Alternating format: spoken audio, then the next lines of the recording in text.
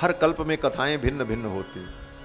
कल्प भेद हरिचरित सुहाए, भांति अनेक मुनीशन गाए।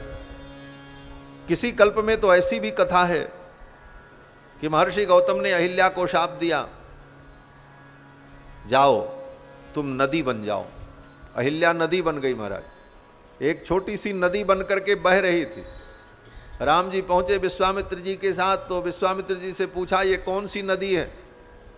तो विश्वामित्र जी ने कहा ये अहिल्या नदी है। नदी बन गई है। बोले क्यों? बोले ऐसे ऐसे शाप हुआ, आपके द्वारा उद्धार होगा। तो राम जी ने कहा कैसे उद्धार होगा? विश्वामित्र जी ने कहा इस नदी के जल का स्पर्श करो। और ज्यों ही राम जी गए और जाकर के उस नदी के जल को छुआ, तब तक नदी गायब हो गई और अहिल्या प्रकट हो गई। इस तरह की भी कथा है। तो अनेक कल्प में अनेक प्रकार के चरित्र हैं। कल्प भेद हरिचरित सुहाए, भांति अनेक मुनीशन गाए। और हर कल्प में भिन्न भिन्न कथाएं। और कितनी कल्प की कथाएं? बोले अनंत कल्प है। अनादिकाल से अनंत कल्प, अनंत युग बीते, अनंत बार रामावतार, अनंत बार कृष्णावतार हुआ, अनंत अनंत कथाएं। इसीलिए श्री वेदव्यास जी महाराज के मस्तिष्क में अनंत अनंत कल्पों की कथाएं एक साथ जब प्रकट हो जाती हैं, उनके स्मृति पटल पर आती हैं, तो वेदव्यास की मति भी निर्णय नहीं कर पाती कि कौन सी कथा पहले की है, कौन बाद की है, कौन कब की। काल का निर्धारण करना उनके बस की भी बात नहीं होती, और काल निर्धारण करना कोई आवश्यक भी नहीं। व्यास जी सोचते हैं इन कथाओं को मैं लिपिबद्ध कर दूं, इसलिए कोई कथा आगे कोई पीछे। इसीलिए पुराण की कथाओं को पढ़ करके आजकल के इतिहासकार पागल हो जाते, कहते महाराज इसमें तो सब अड्डमड्ड गड्ढ भरा है। बोले तुम्हारी बुद्धि नहीं काम करेगी। वो अनंत अनंत कल्पों की कथा, कोई आगे की है कोई पीछे की। अब काल का निर्धारण कौन कर सकता है? अनंत काल से सृष्टि चल रही है, अनंत काल से अनंत कल्प बीते। भगवान के भिन्न भिन्न चरित्र भिन्न भिन्न कल्पों के व्यास जी के मस्तिष्क में भाषित हुए। व्यास जी ने उनको लिपिबद्ध कर दिया। तो इन कथाओं का उद्देश्य क्या है? बोले केवल एक उद्देश्य है, काल निर्धारण और उसमें तर्क और संगति लगाना। ये महत्वपूर्ण नहीं है। महत्वपूर्ण ये है कि इन कथाओं को हम गा करके सुन करके अपना मन भगवान में लगा दें, बस उद्देश्य इतना ही है।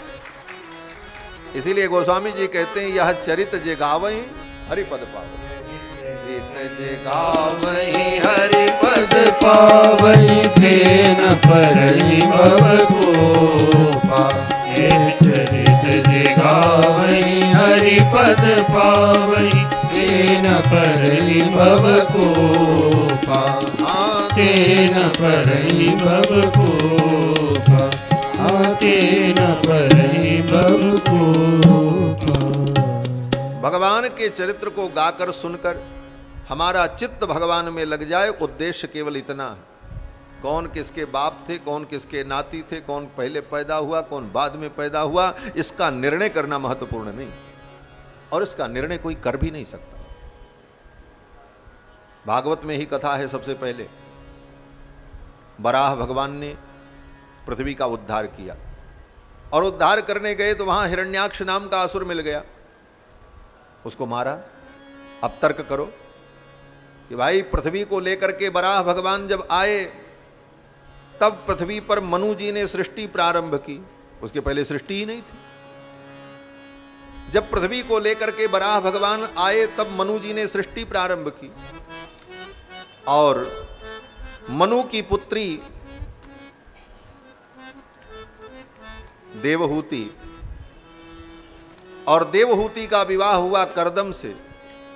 तब उनकी 9 कन्याएं भईं, और उन 9 कन्याओं में कला नाम की जो कन्या थी उसका विवाह मरीचि महर्षि से हुआ। तब महर्षि कश्यप पैदा हुए। तब महर्षि कश्यप की पत्नी दिति के गर्भ से हिरण्याक्ष पैदा हुआ, तो पहले ही कहां से पहुंच गया? पृथ्वी का हरण करने के लिए कहां से आ गया? अब अनेक कल्प की कथा है। किसी कल्प में ऐसा भी हुआ कि वो सृष्टि के पहले का हिरण्याक्ष, पिछले कल्प का हिरण्याक्ष प्रलय होने पर भी मरा नहीं, वो जल में सो रहा था।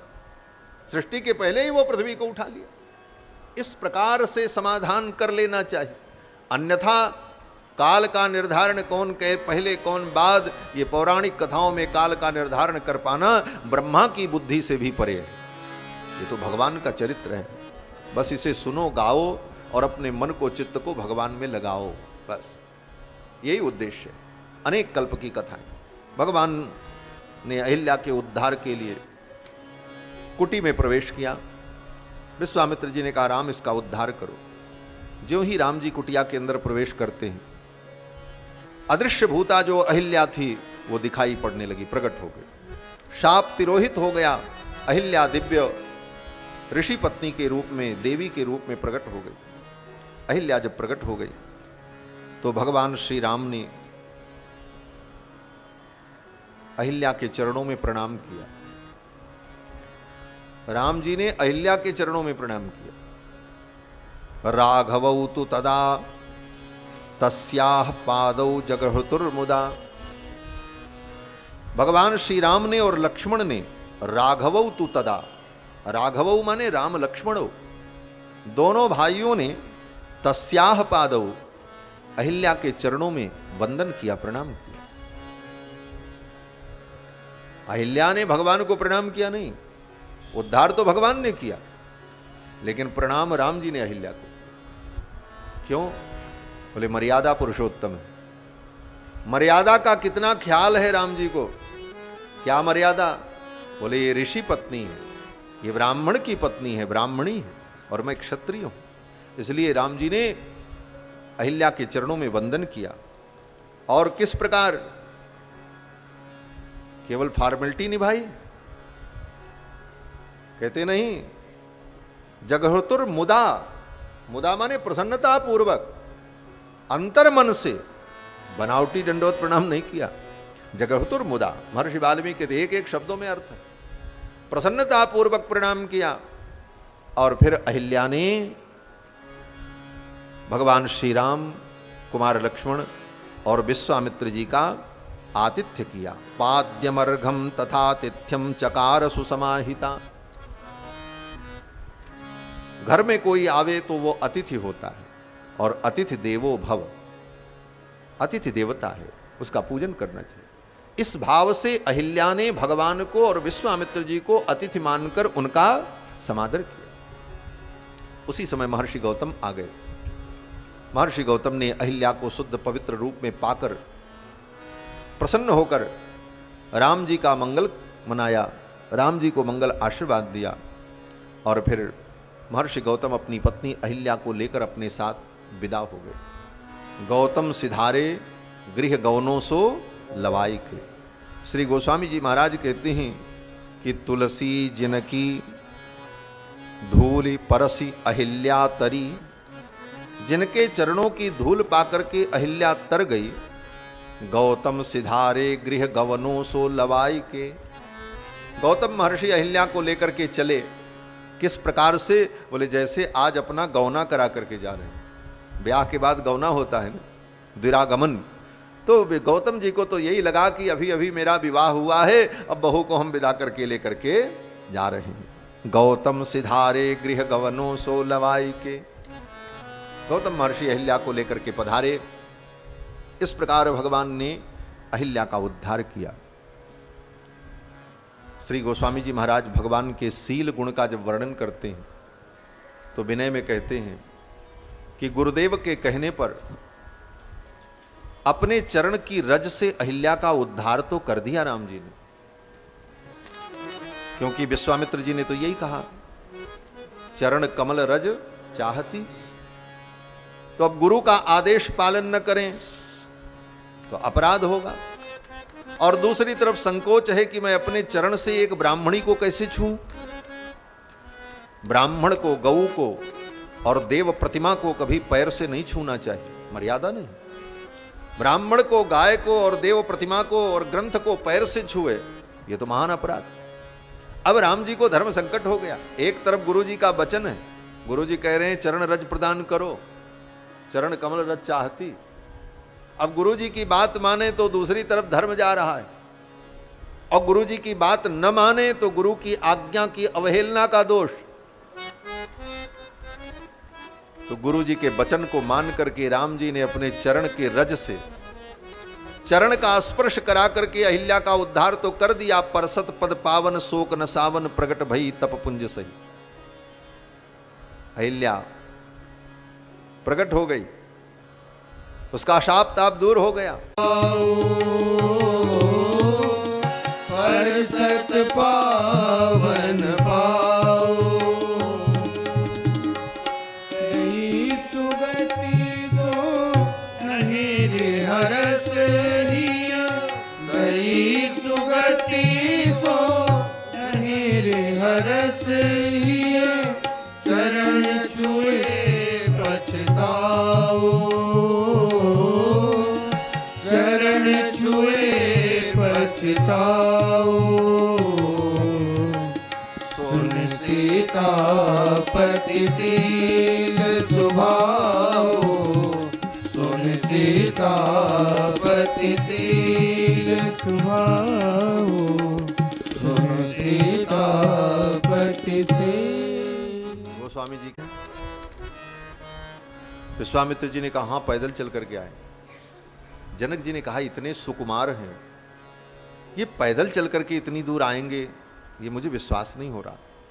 कथम पदभ्यामिह प्राप्तौ, ये पैदल चल करके यहां तक आए, और अगर ये पैदल चल करके यहां तक आए हैं आपके साथ, तो किमर्थम कस्य वा मुनि, ये क्यों आए हैं और किसके लिए आए हैं। बरायुध धरौ वीरौ कस्य पुत्रौ महामुनि, ये किसके पुत्र हैं, कौन है। तो विश्वामित्र जी महाराज ने सब कुछ परिचय दिया, बताया। ये अयोध्या के चक्रवर्ती सम्राट श्री दशरथ जी के पुत्र हैं। ज्यों ही कहा ये दशरथ जी के पुत्र हैं, दशरथ नंदन राम हैं, तो जनक जी के पुरोहित श्री सतानंद जी महाराज बगल में वहीं खड़े थे। सतानंद जी ने कहा ये दशरथ नंदन राम है। हाँ। बोले बस बस इन्हीं के द्वारा तो मेरी मां का उद्धार होना था। क्या आपने इनको मेरी मां से मिलाया। अपिते मुनि शार्दूल मम माता यशस्विनी, मेरी मां दर्शिता राजपुत्राय तपो दीर्घमुपागता, दीर्घ काल से जो तप कर रही हैं, दुख प्राप्त कर रही, उन मेरी मां के ऊपर इनकी करुणा हुई कि नहीं। इन्हीं के द्वारा मेरी मां का उद्धार होना था। विश्वामित्र जी ने कहा हाँ। इनके दर्शन से देवी अहिल्या दिव्य रूप धारण करके महर्षि गौतम के साथ चली गई। ये सुन करके शतानंद जी बड़े प्रसन्न हुए कि इन्होंने मेरी मां का उद्धार किया। शतानंद जी सोचने लगे मैं इनकी क्या प्रशंसा करूं।